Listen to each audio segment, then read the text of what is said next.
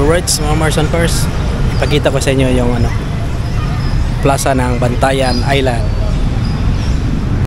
Ang plaza ng Bantayan Island na matatagpuan sa sentro ng bayan ng Santa Fe sa Bantayan Island, Cebu ay isang sentrong lugar ng pagtitipon para sa lokal na komunidad.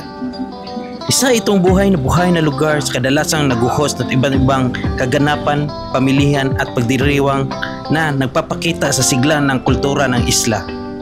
Ang plaza ay isang sikat na lugar para sa parihong mga residente at mga bisita na nag-aalok ng isang sulyap na lokal na buhay ng mga tradisyon.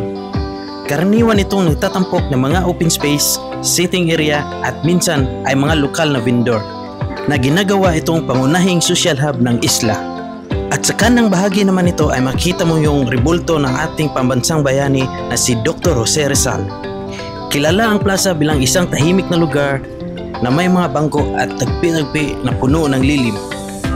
Ang malaking plaza na ito ay nahati sa ilang seksyon, kabilang ang 2 basketball court at kakahuyan. Ito yung isang malaking basketball court sa kanan at ito naman yun ang sa kaliwa. Kay gandang pagmasdan ang kanilang plaza dito.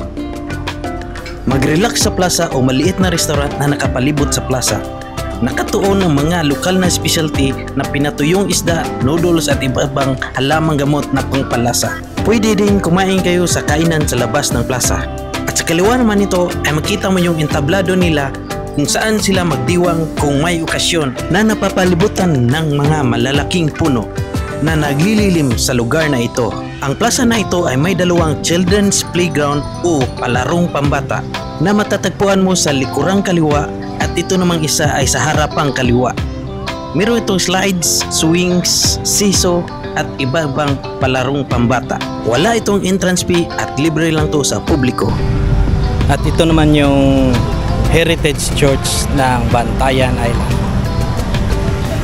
Ang simbahang pamana na ito ay pinangalan ng St. Peter and Paul Church.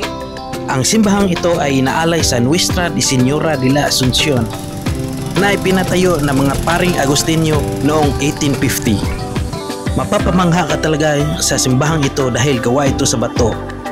Ang simbahan na ito ay natatangi sa isang pangunahing pinto ng arko at isang panlabas na dingding, pati na rin ang isang pendiment na puno ng mga palamunti at niches.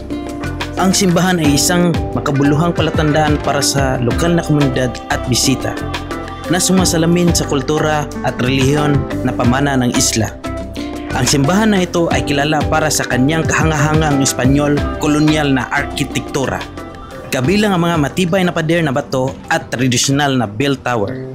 Ito ay nagsisilbing isang makabuluhang makasaysayan at kultural na palatandaan na sumasalamin sa malalim na pamana ng relihiyon at makasaysayan pinagmulan ng isla.